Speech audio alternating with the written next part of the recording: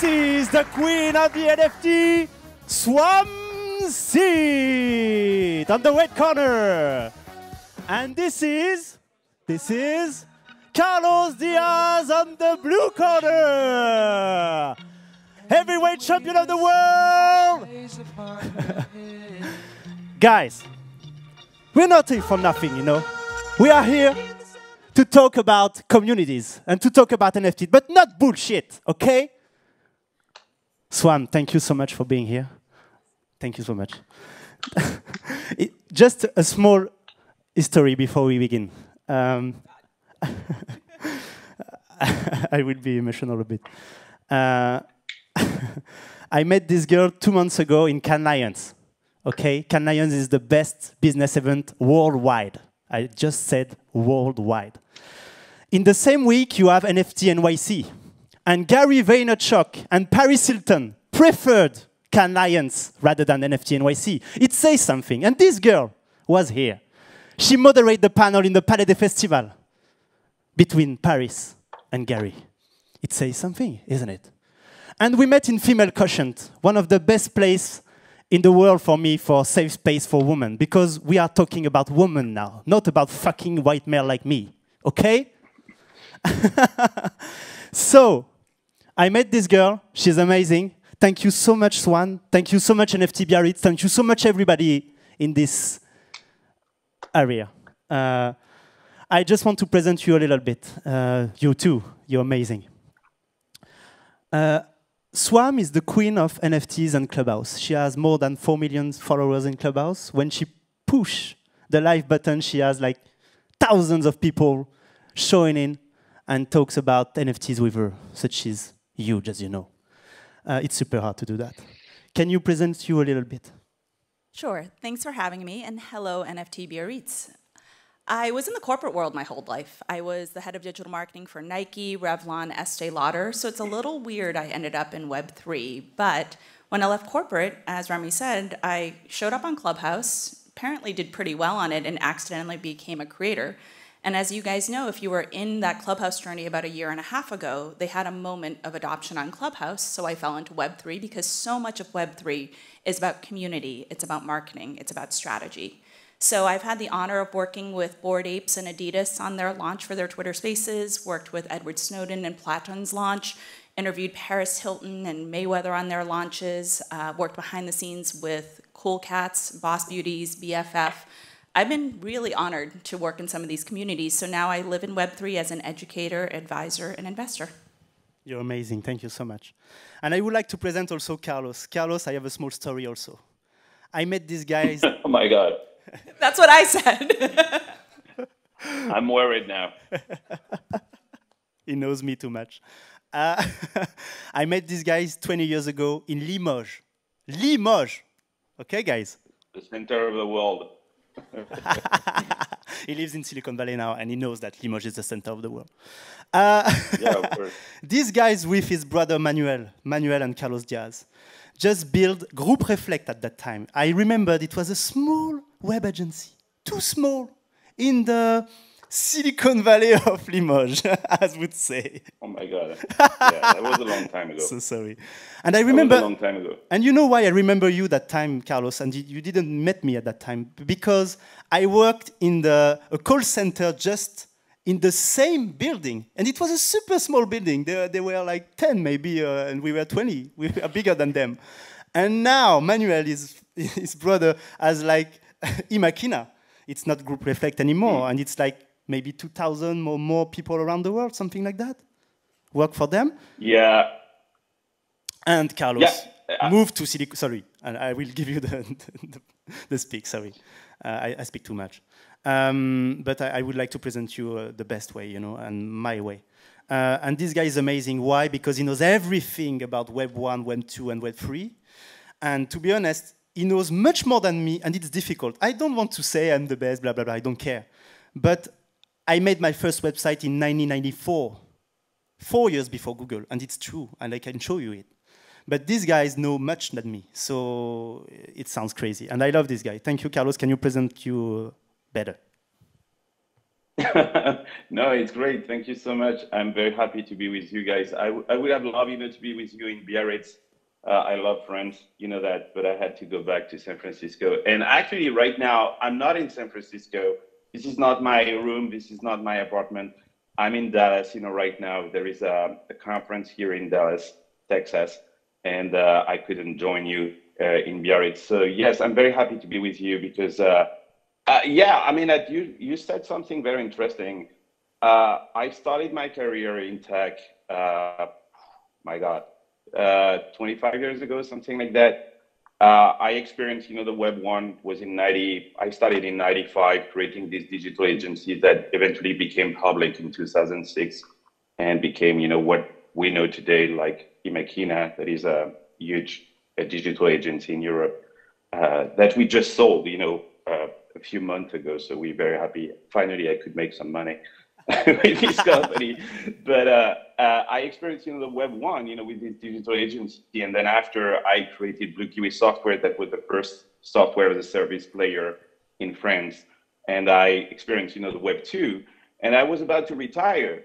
And also an investor. I made 90 investments in 90 amazing startups since 4 or 5 years. And when an entrepreneur becomes an investor, it means that he's close to retire. So I was about to retire, and then the Web3 arrived, and I saw and I feel like it's like a tsunami. And I said to my wife, actually, she was very happy to see me retiring. I said to my wife, sorry, I don't think I can retire because there is a new wave, coming up. I've seen this first wave. I've experienced, the second wave, and I cannot retire now. I have to serve, one more time. I think it's going to be my last wave, but I'm very happy to be in this new movement of Web3 crypto. Decentralization is much needed, right now. I think it's a very important trend. We totally fucked up, with Web2. And we have a chance, an opportunity right now to fix, the mess, we did, with Web 2 and go back maybe to Web 1. I don't know what Swan, think about that, but I think it's a big opportunity, and we shouldn't miss, this opportunity because it's very important, not only for business, but also for the society. That we need more freedom. We need more ownership. We need to make, the web more transparent and make people participate, to this economy, because the problem, right now is that everything is very concentrated in a very few companies. And when we are the one, creating this amazing content, and we are not getting anything out of it. So it's time for us, to reclaim ownership and to reclaim the power and get the freedom we deserve. And yes, and I think that's what NFT is about, and not only NFTs, but blockchain, crypto, and everything. I know it's a crypto winter, right now. Everybody, I feel like I created this new startup named Uncut.fm that helps creators, to mint their content as NFTs and build the NFT membership community with their audience.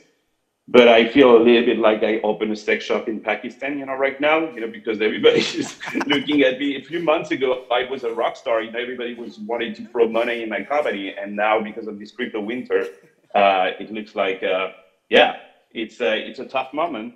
But it's going to take time, but it's okay. We're going to make it.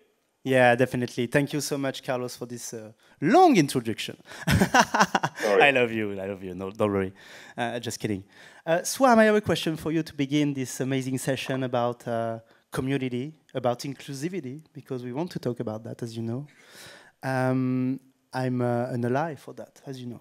So do you think that, as Carlos said, Web3, the NFTs and the metaverse world can be the mix between the best of Web 1 and the best of Web 2? What do you think about that? It absolutely has the potential to be. I don't know if we're there now or we'll be there for a while. And it takes stewards and educators to make it better than it was. Because let's face it, right? Web 2 was a bunch of white guys in Silicon Valley, like you said, getting rich. Web 3 is still a bunch of white guys getting rich. Right? Crypto's 85% male, NFTs are 95% male. Right? Different group of white guys, but still white guys. And that's okay because that's how things spread, right? You tell people who you affiliate with every day what you learn. So it has the potential, what the way it democratizes not only access, but ownership and payment and relationships. We do cut out a lot of the middlemen, so it has the potential. But I don't know if the way we've been running, if all of it is geared towards that. So I do think it takes intention, it has the potential to be, but winters are good for resets, right? Every time we've had an economic winter, great things have come out. 2001, we had the dot-com crash. What came out of that? Google, Amazon. 2008, in the US, we had the mortgage crisis. What came out of that? Uber, Airbnb, etc. So winters are good because bear markets are for builders. The people who show up when there's not money to be made in a night are the people who are building. So I commend you guys on your summer holiday to be in a conference room instead of surfing the waves, because these are the builders of the future. Yeah, for sure, you're right. Just before I talking to Carlos, I have another question for you. We talked about before the bullshit around the word community. Can you talk about it, and to be very provocative, as you said?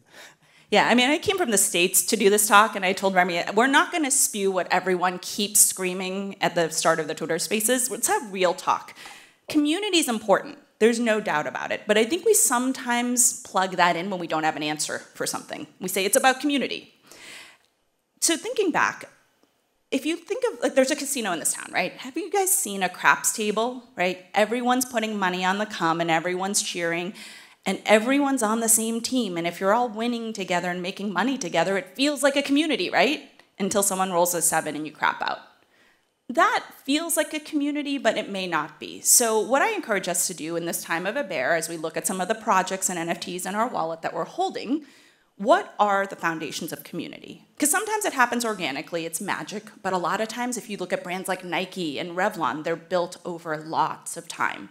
So I define community as 2 main vectors. Commonality of purpose meets frequency of touch. You have to believe in the same thing, but you also have to interact often enough to feel included in the tribe.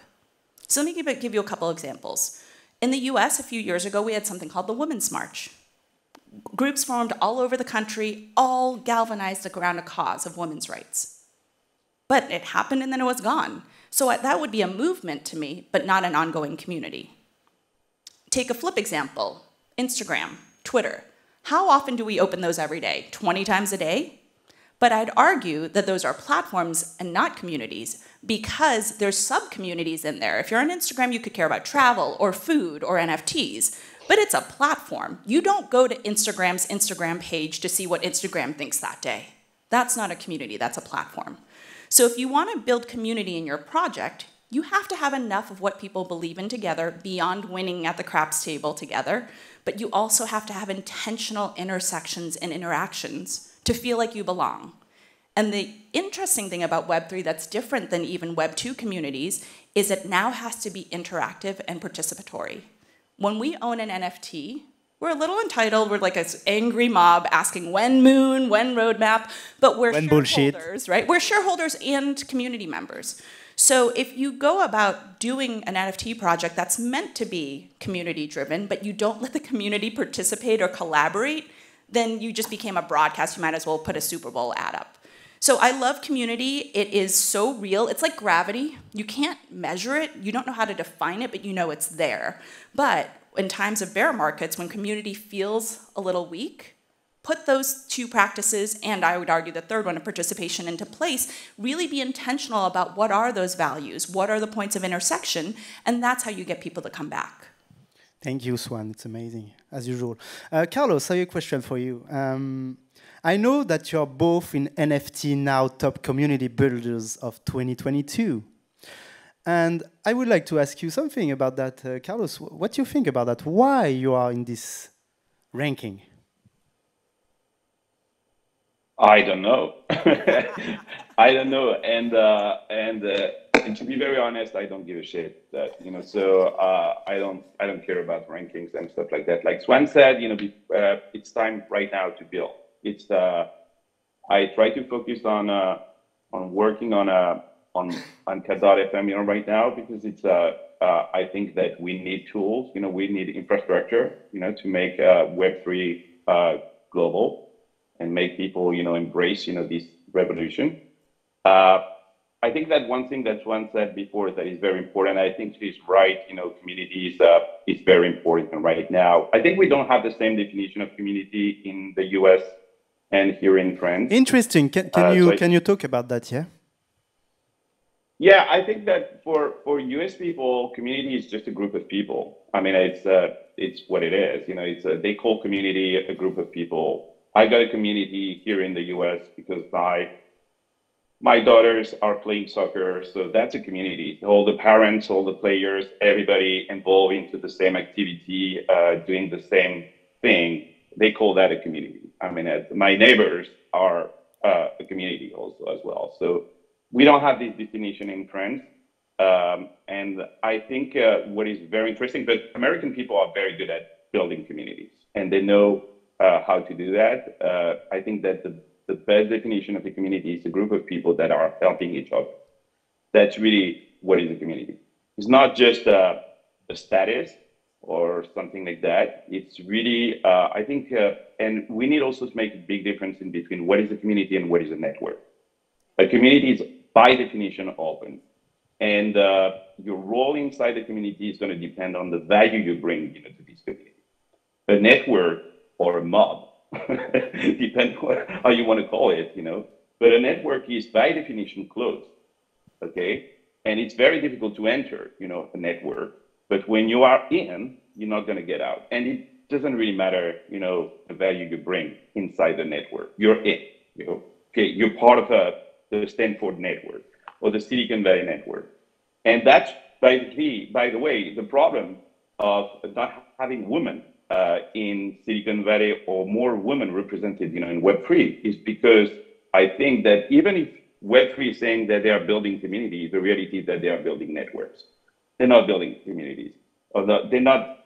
So I think we need to be very, to make an effort, to really make sure that we're building communities and not closed networks of people, and be very open, embrace, diversity, make sure that everybody has a place, a role to play inside this community, and yes, and open, our arms, to everybody.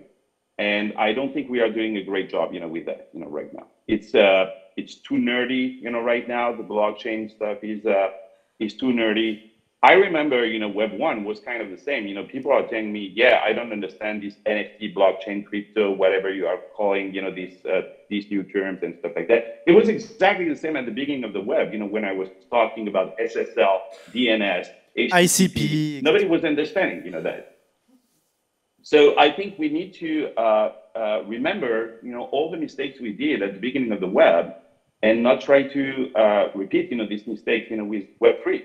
And I think we need to be very careful about the language we're using, the way we're behaving, inside this space. The real question I have, right now is, are we going to be able to move, NFTs from speculation to utility? That's a real question, because we started NFT, with this speculation story that is a very bad one.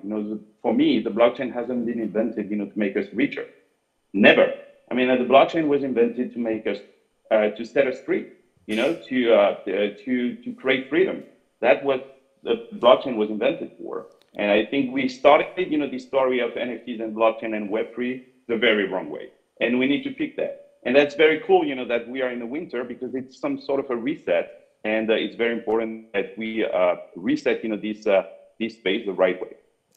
Carlos, I agree with you that we might have started it a little off, right? The financial speculation definitely is quite we caused our own crash, right? In December, I was on Randy Zuckerberg's show, and I was like, we are running too hot. There's 3 to 5, if not more, 10,000-piece generative collections launching every day. There's a few 100,000 people with NFT wallets. So there's not 30,000, 50,000 new wallets launching every day, and there's not enough liquidity. So we caused the crash because supply outweighed demand and, market prices fall. That being said, as much as I wanted to criticize that, and I was a month early on predicting the crash, I think we needed that financial speculation because humans are self-interested. Once we're in a community, we want to help each other, we want to be one with them. But humans, there's very few things that inspire action. right? It's like the most basic Maslow's hierarchy of needs.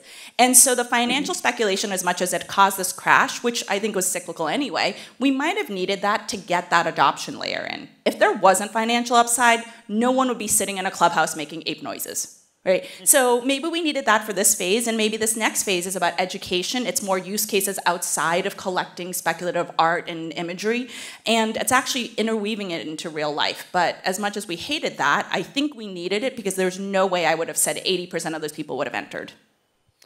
Yeah, it's interesting. About utilities, Carlos and Swam just talk about. I don't want to talk too much about Black Paris, even if my team is here, and thank you so much for being here today. But I want to talk about BFF and DIRG. There is, for me, the two best communities NFTs of the world, and they are all women-led. And let me explain why. I met the BFF team, and I know you're a founder of it. I didn't know that at the time. Founding member. So there's 2 founders, and then there's 100 founding members that we took on. We give our time, our resources to help the founders prevail. We need to stop Swam to be everywhere, you know? we need to let some people win some money and do some good stuff, you know? No, let women, be everywhere. No, that's very important. She's amazing, of course. Thank you, Carlos, for that. Yeah, BFF was amazing because you have enough white male nerd, from Stanford. You know that I already said that at the beginning. Can I continue? Can you stop that shit? For it. Thank you so much. I love you. By the way, no, the thing is, BFF was super interesting because this community is very different than a lot of other communities. I remember the first time I saw the website, I said, wow. It's woman-led, firstly. I loved it because I came from a very bad social thing. I was in the suburb of Lyon, if you know that, Vaux-en-Velin. It's one of the worst places ever existed. And I remember that every night I have some cars burned, you know what I mean? So I can understand what women, what black people, what a lot of people feels when they have troubles, you know? So I understand that, and I remember the first time I see the website, I say, oh, this is inclusive. There is a lot of stars behind, Gwyneth Paltrow, Paris Hilton, etc., like more than 100 very well-known women. And I say, yeah, let me see the Discord. And I remember the first time I came to the Discord, I never saw a Discord like this. Because it's not male, so it's different, definitely different. They're not talking about money, never. They're never talking about floor prices. Are you fucking serious? They're just talking about utilities, as Carlos said. You buy a bracelet, a BFF bracelet, an NFT. You can access the community. And afterwards, you own a U by BFF. I own an amazing black woman. I'm an amazing black woman in the metaverse right now. And mine is more rarer than the Paris Hilton one. So it was so funny. And I say, yeah, this community is different. And it was exactly the same for DIRG. DIRG is a community you know well also, run by Randy Zuckerberg, the sister of Mark, and she's so different than his brother. I don't want to talk about that because it's touchy, you know. Can you talk about BFF? Why this community is so amazing, why it's so different, and why they are so focused on community and on utility? Well, to bring it back to community, remember it's 2 things, commonality of purpose and frequency of touch. Frequency of touch, they have an amazing calendar. So Britt and Jamie were 2 businesswomen who have exited their companies. Jamie Schmidt started Schmidt's Naturals, a deodorant brand, from her kitchen and sold it to Unilever for 9 figures without ever taking an investment dollar. Oh, wow. So these are women who know how to run businesses. So content calendars, programming, they've got that. What was really unique about BFF was the mission. And the mission is to educate women and non-binary people into Web3. You believe in it, you're in. You're not into it, that's okay too. But everyone who joined believes in that purpose. Join this community now, not tomorrow, not in 10 days. Right. And it's not that floor prices don't matter, right? But these 2 entrepreneurs, when we had our first initial broadcast was on Zoom because we couldn't do it in Discord. It was 25,000 people watching on video.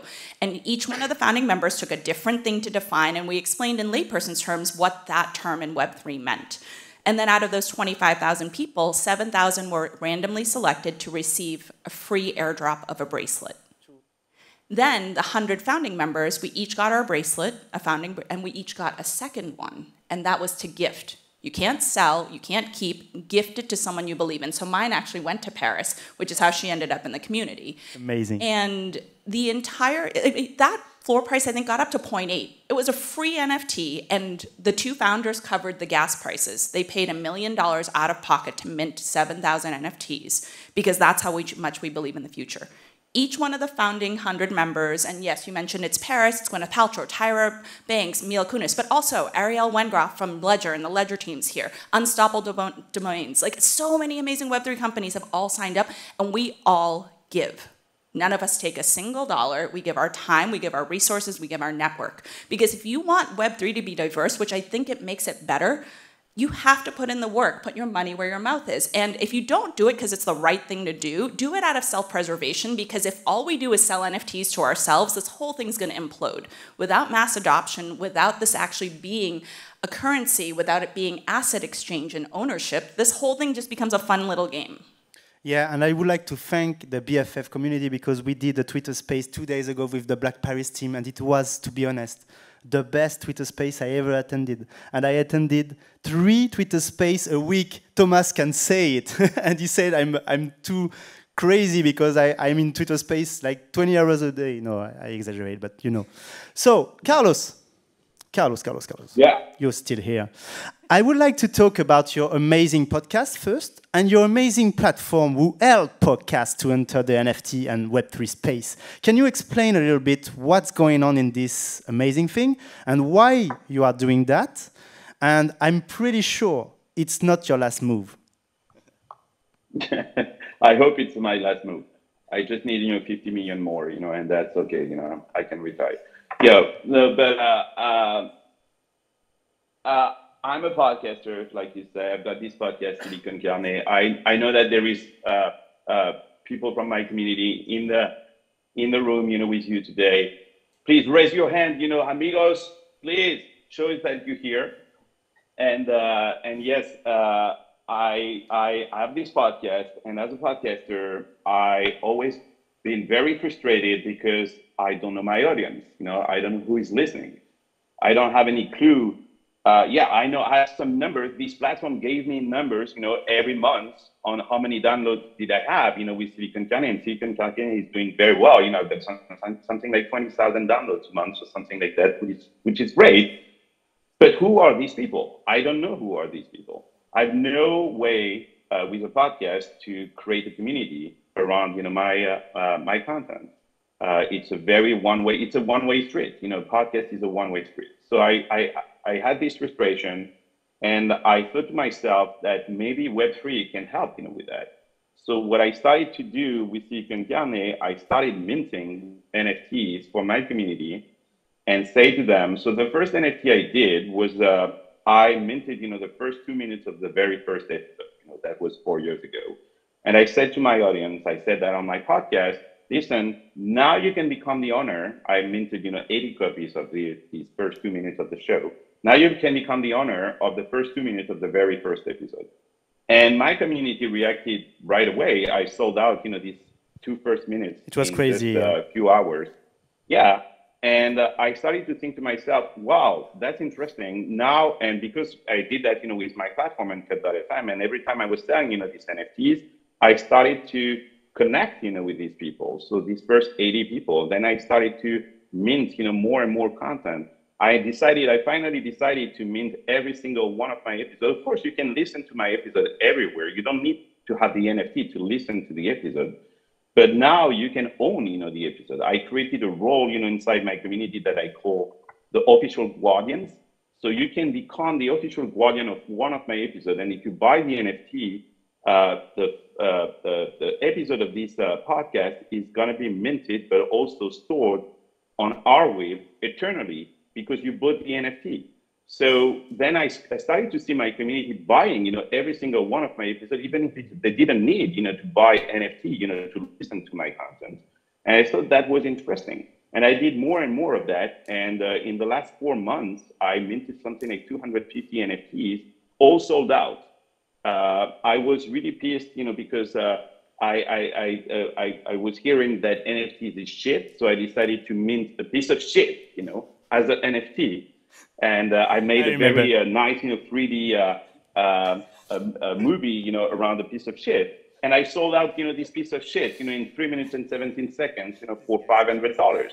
So what is very interesting with these NFTs is that I think they are artifact of a subculture. So NFTs are not meant, for your audience. They're not meant, for my listeners. They're meant, for my fans, for the people who really care about me, that want to be part of my community and interact, with me. So now with Uncut.fm, I'm not only able, to mint every single piece of content I'm doing as an NFT, but I can provide also utilities. So my NFTs are a little bit like membership cards, so they get access to an NFT gated space on Uncut.fm where they can interact, with me, but also with the rest of the listeners. Because think about that, when you're listening to a podcast, you not only want to have access to the creator, but you also want to have access to the other listeners. Because if we are all listening to the same podcast, it's because we have a shared interest. We have a common purpose. And there is no way, to do that, right now with Apple Podcasts, Google Podcasts, Spotify, or whatever. So thanks to this NFT, they act like access cards. And now, my community can interact not only with me, but with each other. And we have a WhatsApp group, we have an NFT gated space, a Discord, and they are very active and everybody's talking. And by the way, what is very interesting is that they're not very interested in interacting with me. They're more interested in interacting with each other, which is great, by the way. I think what is very, very interesting with Web3 is that we see that there is some sort of a centralization of the community in one space to decentralize, the power. Okay, what is very interesting, we centralize, people, where people, in podcasting were very decentralized. People were listening to my podcast from everywhere, and the community was not bound together. But now with NFTs, they come together, so the community is centralized, but the power is getting decentralized. Now, what I'm going to do, next is very interesting, and I think that I've been listening to the other panels, for the last 2 hours, and I think we really need to explain, something very important, because a lot of these things, you can do that, with Web2. We didn't wait, for Web3 to create community and manage, communities. But the big difference is ownership. And what I'm going to do, with the next season of Silicon Valley, I'm going to create PT tokens for my community, and I'm going to share, the owners of these 50 tokens, I'm going to share 25% of the revenue of my next NFT for the next season with these 50 holders of my token. Selling, these 50 tokens upfront at the beginning of the season is going to help me maybe to gather $10,000 to $20,000 that will help me, to put together my next season. So it's some sort of a crowdfunding. But at the same time, I'm creating some sort of a cap table. So now you're part of my economy. So I think that what is very interesting with Web3, with a difference, with Web2, I'm not trying to make money from my community. I'm trying to make money with my community. And for the next, NFTs I'm going to do, for the next season of Silicon Valley, so 25% of the next revenue is going to share, with these 50 people. But I'm also creating a charity wallet, and 10% of the revenue of my next NFT is going to go into this charity wallet. And me and the 50 funding members are going to decide how we're going to use, this 10% we are collecting, during the next season. And we'll give this money, maybe to BFF or whatever, it doesn't matter. We decide that as a community. And I'm also creating a community wallet with 30% of the revenue. So basically, I'm sharing 80% of my revenue of the next season with my community. And what is very interesting here that I think is that we are moving from audience to community, but that's not the final step. The final step is really to move your community into an organization, what is very different. So basically, how do you transform your audience into a community, a group of people that you can interact, with common interest? But the next step, and that's what the Web3 is about, is about turning your community into an organization. It's a community around a balance sheet with a common interest and even a financial interest. And that goes back to the conversation we had at the very beginning, Swan. Yes, this financial interest is very important, because now we are acting like an organization. I said to my community, what do you want to do with all this money? Because I plan in doing, something like $50,000 in the next year. I'm going to give you back, 80% of that. So what are you going to do, with this money? My community said, we want to create a food truck, a Silicon Valley food truck in Paris, okay, to sell tacos, to everybody in Paris. And we need $25,000, to create this food truck. And with this money, we're going to do, with your NFTs, we're going to create, these NFTs. And guess what? Now my community is asking me to do more NFTs, to sell them at a higher price, because they want to make this money to make this project real. That's what Web3 is about. It's really about creating an economy where it's not only you deciding, it's not just money, for you. It's money, for your community, and you get to decide with your community what to do with this money. Thank you, Carlos. We need you for something, I think. I think we need to create a podcast, Thomas, in their platform with BFF. Maybe we can talk with Christine and Swan. What do you think about it? Easy. Come on over. Let's do it. It's Web3, Whenever you want. Collaboration is amazing, and it's all about. So this is a real community, They share things, real things. They try to give as much as they can as a community. In Black Paris, we tried the same. We really want to create something important. Let me give you an example, and prepare your question, guys. If you have one, give your hand. No, nobody's? Okay, no worry. Okay, you will have one. Thank you. Prepare that. Because we are, 5 or 10 minutes. Sorry. What can I say is that I think that we are in a moment now where we really need to understand what we can do as a community, what we can do for sure. In Black Paris, for example, we are trying to build something. I remember a problem we have 2 months ago. Thomas, remember that. We have a Chinese community because Black Paris has shops in China, in Asia, and in Arabic countries.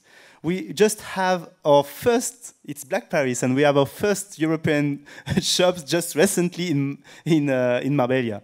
We didn't have any shops in Paris, for example. We just have an e-commerce, and it works pretty well. Thank you, God. So it was funny because the Chinese community said in the Discord, and by the way, I have a touchy subject. Discord is bullshit. We all know that. But we use Discord is Web 2. Yeah. Discord has nothing to do with Web 2. You're right. And Discord, works only because Slack has a poor, business model. So they're charging for users, and that's why Discord is so successful. It's not just Web 2; it's Web 2 for developers. So if you're gamers. not technical, it's really absolutely. hard. For nerds, terrible. Yeah, for sure. And I love gamers. It's not the problem, but it's not for NFTs. It's a financial thing. We need something secured, really secured, and something so much easier. How can you explain to a grandmother that they will need to use Discord? Are you fucking serious? It's impossible. So we need to find out a solution. So let me go back to my story very quickly, because we run out of time. We have a huge Chinese community because our brand is well known, because we already did close. A lot of NFT communities, NFT projects told you that they will do merchandise one day. We do merchandise before NFTs, so we can already send to you the clothes, We already done that. And the Chinese said, we don't want to speak English. We don't fucking care of English. We don't want to speak French. We don't fucking care of French. We are 1.5 billion, so you will talk in Chinese. And if you don't, bye-bye. Okay? They are the king of the world. They are, okay? The Chinese are the king of the world now. That's what I call, the centralization and decentralization of power. So right. You centralize your community in one space, and now they're taking the power. That's exactly. The and we need to find out the best guy who can speak Chinese, French a bit, and English. And you can, it's hard, and you can know the Black Paris and the Black Paris NFTs. And we found out one. And now the Chinese community is amazing, because I Google translated, because my Chinese is very bad. Ni hao, fa guozhen, and that's it, So I'm fucking bad, sorry for the F word. So we find out this guy, and it works pretty well. And now we need to do the same for Russian. We need to do the same for Thailand. We need to do the same for everybody. So it's hard, but it's cool. So if you have a question, maybe it can be, do you want to add something? I want to ask the audience, how many are builders or might want to be builders in Web3? Raise your hand. All right, there's a couple of hands. So I want to highlight Builders. one point that Carlos brought up and that Remy just added to. So you need, yes, when you decentralize power, you give power to the community. But it has to be a balance. You need visionaries and builders because Henry Ford, the inventor of the automobile, said if all he did was listen to what people wanted, they would have said faster horses. They never would have said a car. So you need both. And the thing that I liked about what Carlos said, it's funny because we're sitting here saying, you just need a small community. His NFT buyers are people who really want to interact with him. Seems hypocritical because we have pretty big communities that we talk to, but you don't need millions because it seems so hard in the beginning, right? You're looking at somebody with tens of thousands, hundreds of thousands of followers. I'm never going to get there. Let me give you one stat that changes how you think about the size of an engaged community. If you sell 25 NFTs at 0.1 ETH, you make more money than 1 million streams on Spotify. Totally true. 25 NFTs at 0.1 makes you more money than 1 million streams. So you don't need a big community, you need a small but mighty one. So it just takes time to build. And you don't need hundreds of thousands. It's always nice to have that. There's not too much shortcuts, to be honest. No, but you have to just find your tribe. So when things get hard, I mean, Legion, she's a woman who was the youngest partner at the VC Andreessen Horowitz. And she has a paper, it started with 1,000 true fans, and she did the analysis and math that you don't need millions of followers, you need 1,000 true fans that truly believe in you. The latest analysis is 100. If you can monetize and build a relationship with 100 true fans. Legion. Yeah, Legion. So there's academic research behind it. So if you're builders now and it's a crappy market, or if you're thinking of building, you don't need millions, you need 100 to start. Thank you so much. Yeah, to illustrate, what Swam just said. Very quickly, please, Carlos. Your example. Very quickly, please. Excuse me? Okay. No, I had a podcaster that told me I just minted, a few NFTs and I only sold, 50 of them. And I think there is a dictatorship, from the Web 2 for having big numbers. And the reality of that is, of course, they want big numbers because their business model is based on advertising. Okay, so if you don't have big numbers, they're not selling their crappy advertising, to their users because you think that it's your user, it's their users, and they need you to have big numbers because they need CPM, to sell their advertising. The Web 1 and the audience, so basically advertising is about monetizing your audience, okay? Subscription is about monetizing your content, okay? NFT is about monetizing your community. And like Swam is saying, you don't need a large community to monetize. With only 50 people, I was saying that, to this podcaster. Now you have a group of 50 people every day that you can tap into, ask questions, that they are real, collaborators. They really want to help you every day. Who has 50 people every day to help him or her? Not too much.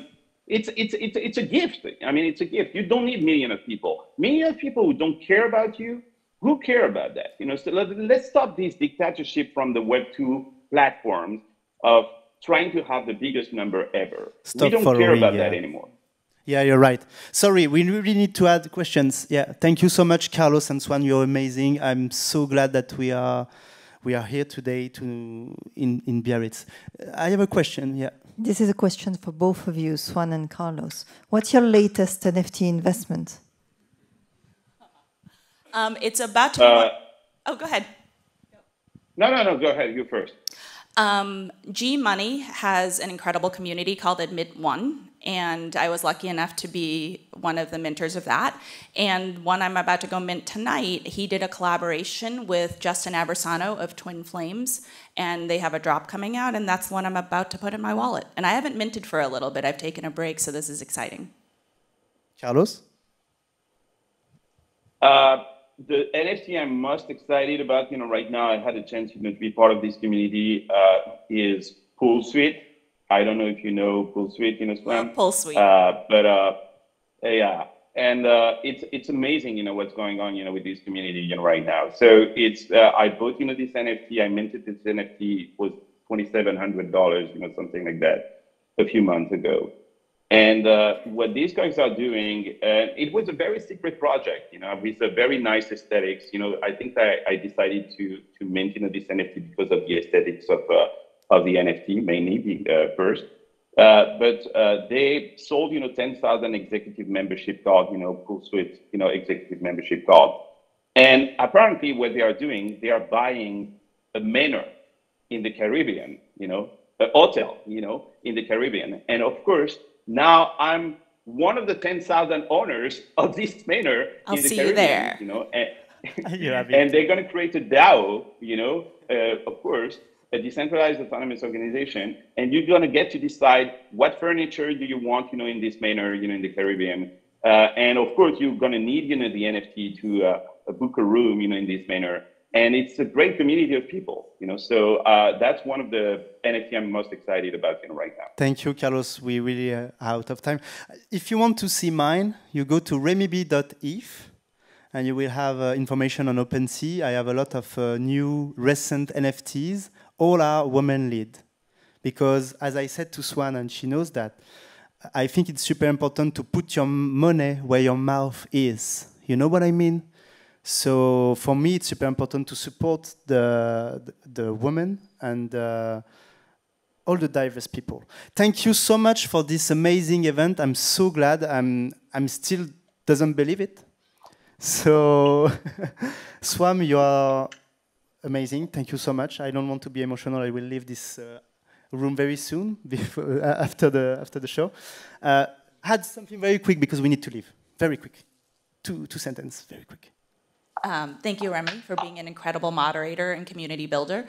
Back to diversity, it's not just because it's the right thing to do, it just makes this whole thing better, right? More selections for people to come in and feel passionate about. So if you learn something cool, go tell 5 people who don't look, act, or sound like you. Because when we tell people who are exactly like who we are, it stays the same. Carlos, very quick, please, this time. Oh, yeah, it's too quick.